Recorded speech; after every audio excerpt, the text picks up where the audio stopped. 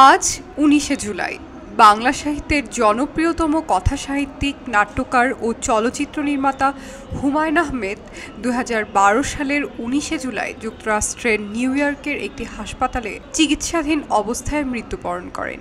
এই দিনে বাংলা সাহিত্য হারিয়েছিল এক মহান স্রষ্টাকে, যিনি পাঠকের হৃদয় জয় করেছিলেন তার সহজ ভাষা, গভীর মানবিকতা ও প্রাণবন্ত চরিত্র চিত্রণের মাধ্যমে। ওয়ালটন এখন দেশের সীমানা পেরিয়ে পৌঁছে গিয়েছে ৫০টিরও বেশি দেশে। ওয়ালটন, ঘরে ঘরে, বিশ্বজুড়ে। হুমায়ূন আহমেদ ১৯৪৮ সালের ১৩ নভেম্বর নেত্রকোনার কুতুবপুর গ্রামে জন্মগ্রহণ করেন।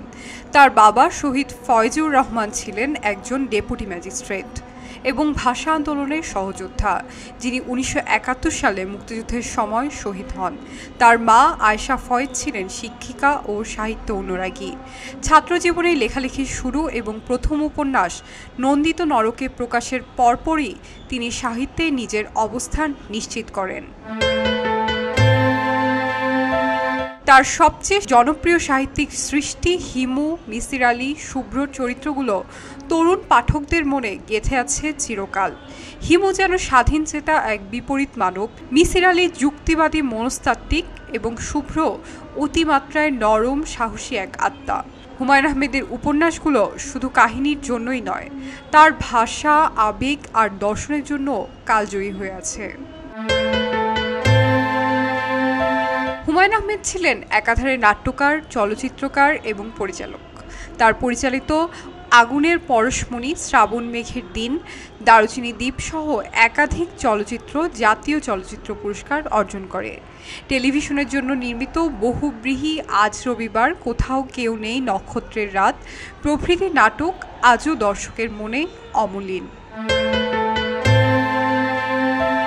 বাংলা সাহিত্যে অবদানের জন্য তিনি পেয়েছিলেন ২১শে পদক, বাংলা একাডেমি পুরস্কার সহ বহু সম্মাননা।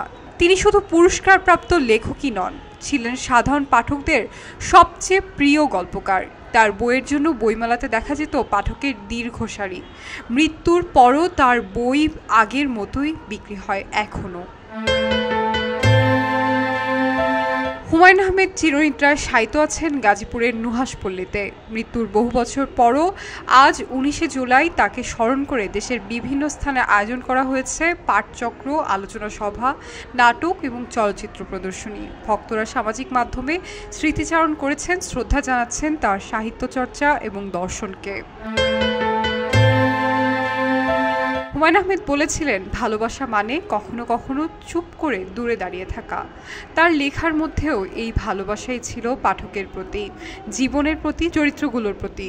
তিনি নেই, কিন্তু তার সৃষ্টি আজও বেঁচে আছে, নতুন পাঠকের হৃদয় স্পর্শ করে চলেছে। শাইনি আলম চৌধুরী, খবরের কাগজ।